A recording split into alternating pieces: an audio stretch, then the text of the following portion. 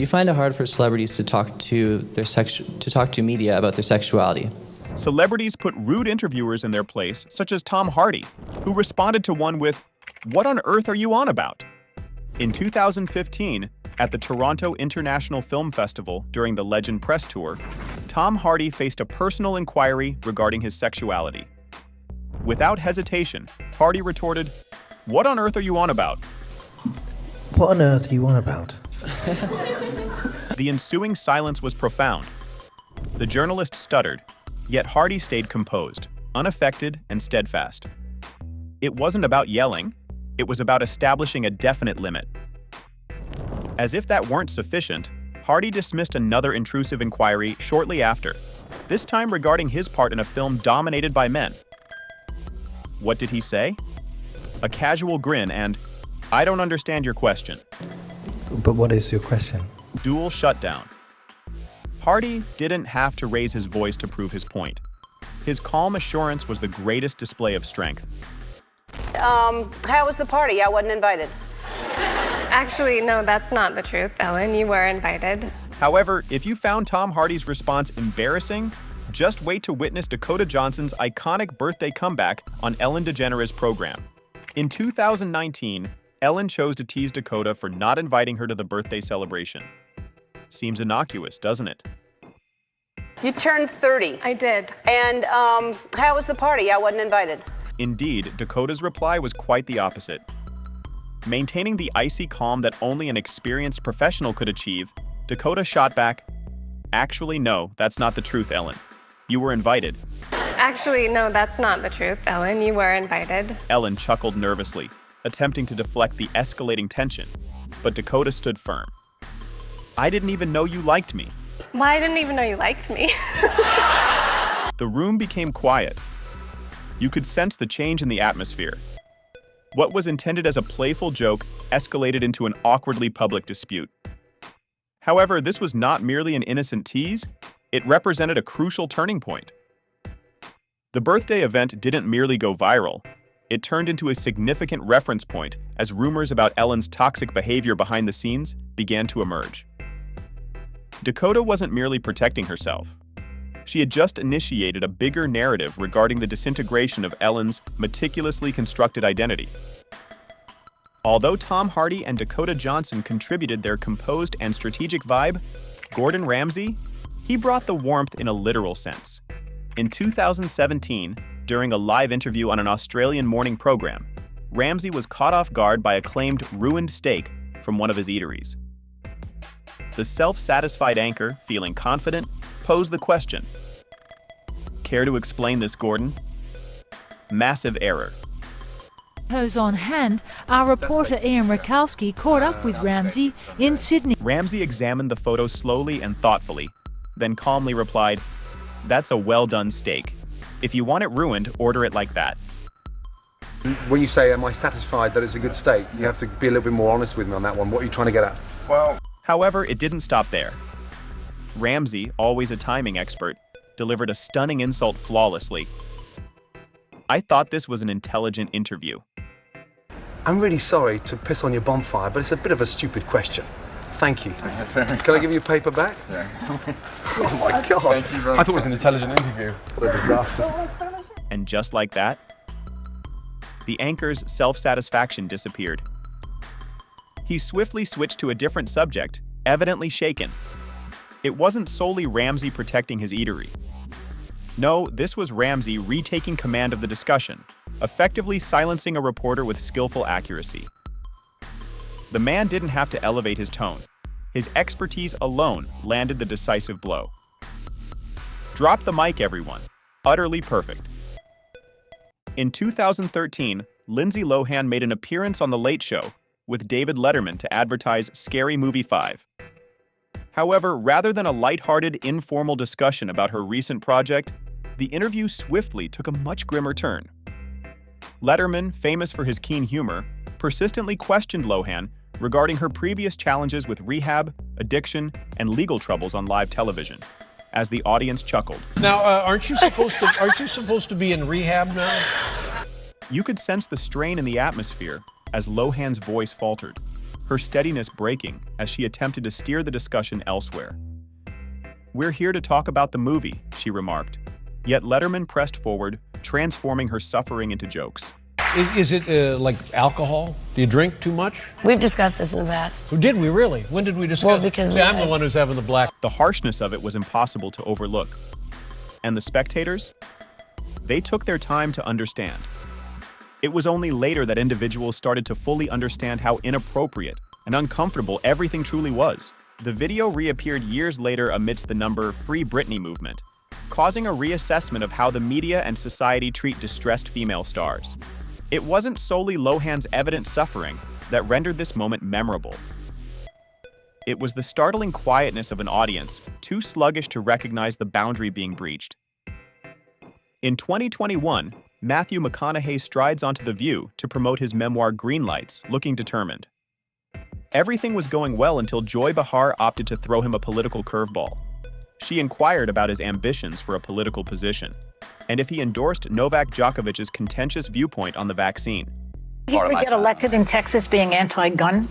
Signal the quiet.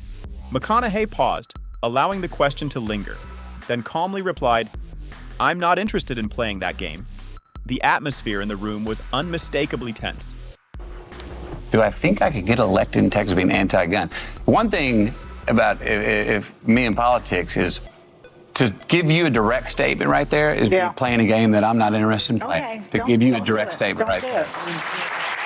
It was a stunning moment and the whole atmosphere changed. However, Joy refused to release her grip. She pressed further, seeking to lure McConaughey into a political quote. However, McConaughey, he wasn't accepting it. "I didn't come here to be baited into a political soundbite," he retorted. At that instant, the respect in the room seemed to soar dramatically. McConaughey stood his ground. He refused to allow himself to be cornered. Instead, he remained grounded, genuine, and loyal to himself. An expert session on addressing disrespect without losing your composure. It's not just the words that matter, but how they resonate, and celebrities are unafraid to address body shaming when it goes too far. Let's discuss Christina Hendricks. In 2012, in an interview with the Sun Herald, a journalist consistently referred to her as full-figured Hendricks, quickly put an end to it. "I think calling me full-figured is just rude." Without any doubt or uncertainty, she established that boundary quickly. Next up is Jonah Hill, who's tired of individuals making remarks about his weight.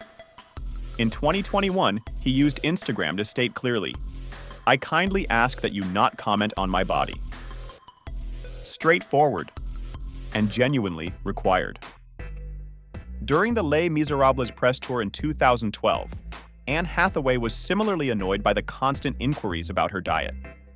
She retorted, "Do you want to talk about the transformation of the character or just my body?" Ow. She emphasized discussing the task, not the load. These moments go beyond celebrities just defending themselves. They signify setting a boundary and declaring enough. Famous individuals are human beings, not targets for anger, and these strong responses serve as a reminder for everyone. If you're interested in seeing a celebrity gradually deteriorate under the unyielding pressure of the media, observe Joaquin Phoenix during the Joker promotional tour in 2019. What began as an ordinary press event swiftly transformed into a masterclass on media exhaustion and establishing boundaries. Phoenix, evidently worn out by the constant repetitive inquiries, started to reply with sharp sarcasm, or occasionally, remained silent entirely. One memorable instance? When questioned if Joker might provoke violence, Phoenix got up and simply left the interview. No alert, no reasoning, he had finished. Then, in another uncomfortable moment, he remarked with a weary sigh, "I think I need to leave now." Initially, the internet labeled him as impolite, perhaps even unprofessional. Yet, as additional footage surfaced online, it became evident. Joaquin wasn't being problematic. He was exhausted, overcome by emotions. And who could fault him? His responses weren't practiced. They were genuine, sincere, and in an environment that celebrates refined quotes, That degree of authenticity was nearly groundbreaking. It wasn't merely a breakdown. It was a statement that occasionally, enough is sufficient. Jim Carrey is always an unpredictable character. But in 2017, he elevated his unpredictability to an entirely new height at a red carpet event for Harper's Bazaar Icons Party.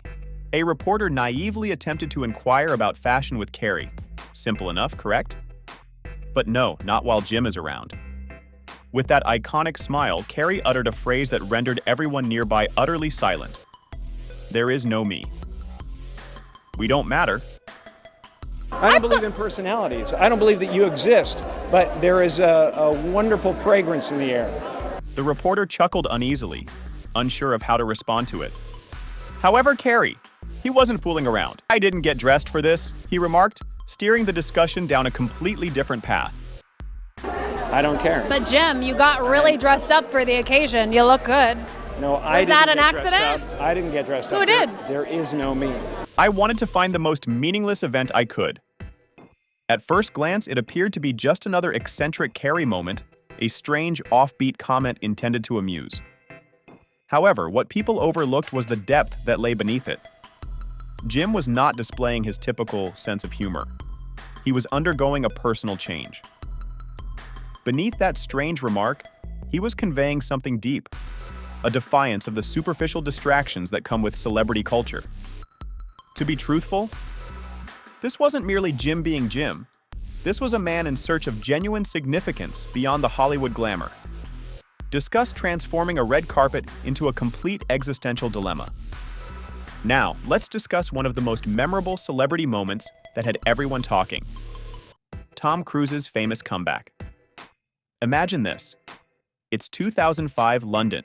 The red carpet is crowded, and Cruise is shining as the quintessential Hollywood star. But then, wham! A jokester approaches stealthily, spraying water onto Cruise's face with a toy microphone.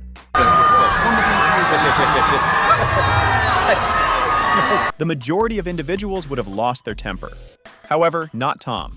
Rather than lashing out or leaving in anger, Cruise, visibly surprised, leans in with a cold calmness and quietly inquires, "Why would you do that?"